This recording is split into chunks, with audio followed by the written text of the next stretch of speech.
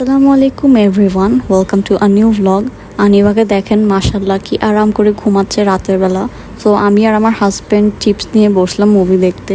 এটা একটা নতুন চিপস, বোম্বে সুইটসের চিকেন চিপস। কি করতে চেয়েছিল জানি না, বাট একদমই ভালো না, টেস্টটা ক্রিস্পি ভাবও নাই।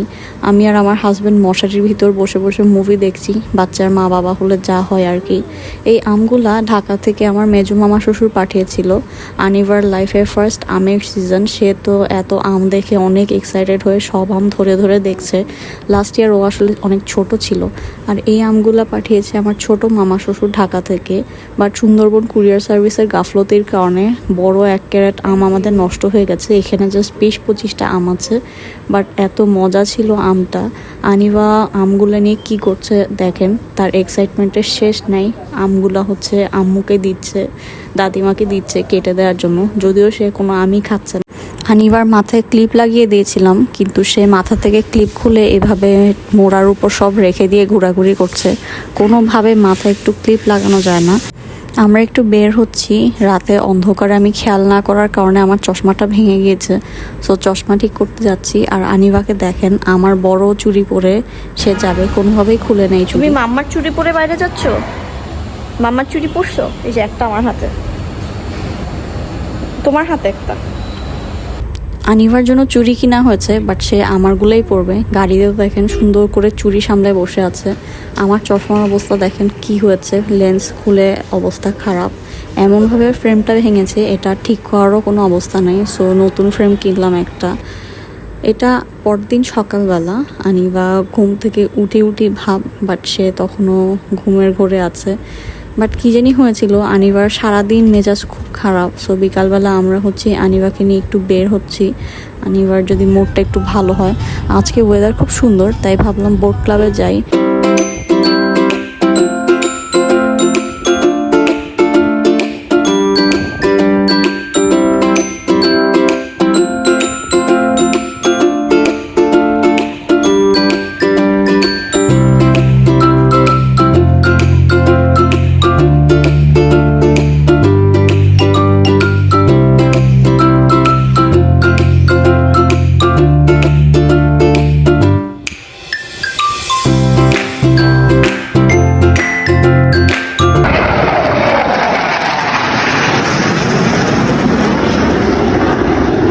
আজকে মনে হয় এয়ারফোর্সের কোনো ট্রেনিং বা কোনো সেশন ছিল।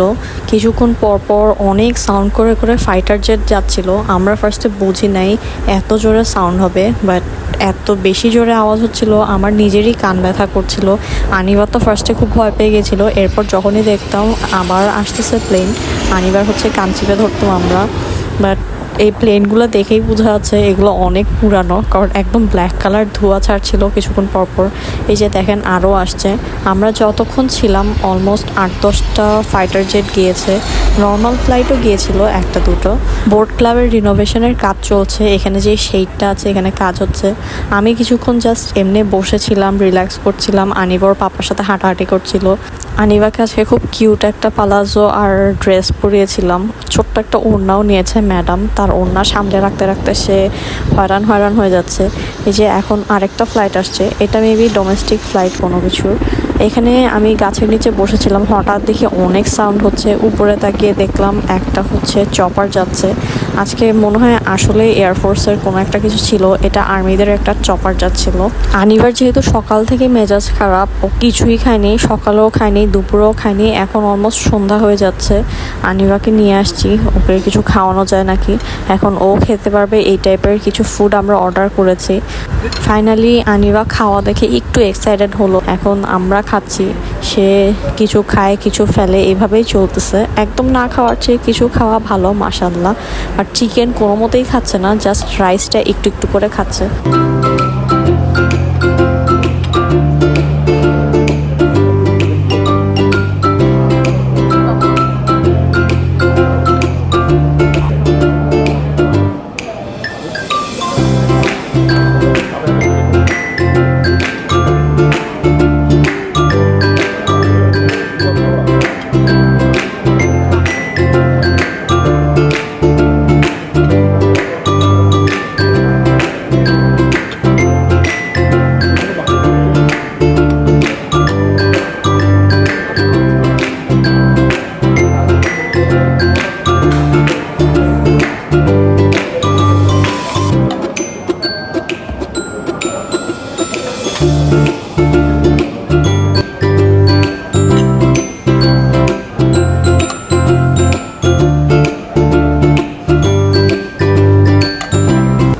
যিনি খেয়েছে তিনি এখন বিল দিবে, আনিবা দেখছে কি আসছে না আসছে, হাতে নোট নিয়ে বসে আছে।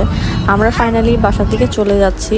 আনিবা বাসায় যাওয়ার পথে আবার একটু স্বপ্নতে নামলো। আনিবার হচ্ছে বাদাম শেষ হয়ে গিয়েছিল, ওর জন্য কাজু বাদাম নিয়েছি। টুকুর টুকুর করে হেঁটে হেঁটে পুরো স্বপ্ন ঘুরে বেড়াচ্ছে, বাস্কেটে জিনিস দিচ্ছে। শেলফে এত জিনিস দেখে, এত বিস্কিট দেখে কোনটা নিবে কি নিবে না নিবে দেখছিল। বাট মাশাল্লাহ কোনো কিছু নিয়ে তেমন টানাটানি করে না। স্বপ্নতে নেমে ম্যাডামের মুড পুরোপুরি ঠিক হয়েছিল, বাট গাড়িতে উঠে আবার মেজাজ খারাপ। তখন বুঝলাম সে মোজোর বোতল দেখে মোজো খেতে চাচ্ছে। সে কী যে মজা পেয়েছে এখানে কে জানে। আসলে মজার জিনিস তো মজাই লাগে, আনিবাও সেটা বোঝে। আর আমরা যেহেতু খাই, ও দেখে আর বুঝে এটা নিশ্চয়ই মজার কিছু, নাইলে বাসার সবাই কেন খায়। এখন ম্যাডাম খাচ্ছে। রাতের বেলা আনিবা ঘুমানোর পর ফাইনালি আমি আর আমার হাজব্যান্ড একটু রিল্যাক্স হয়ে মুভি দেখলাম। একটু কফি বানিয়েছিলাম আর একটু এক্সপেরিমেন্ট করলাম। একটা কাপ আইসক্রিম ছিল, এই কাপ আইসক্রিমটা আমি হচ্ছে কফির ভিতর দিয়ে দিচ্ছিলাম এটাকে কোল্ড কফি বানানোর জন্য। বাট কোল্ড কফি আসলে যেটা বুঝলাম চকলেট সিরাপ ছাড়া মজাই হয় না। সো ব্লগটা আমি এখানেই শেষ করে দিচ্ছি। এতক্ষণ পাশে থাকার জন্য থ্যাংক ইউ সো মাচ। আর নতুন হলে আমার চ্যানেলে সাবস্ক্রাইব করে ফেলবেন আর আমাকে কমেন্টে জানাবেন আমার ব্লগ আপনাদের কেমন লেগেছে।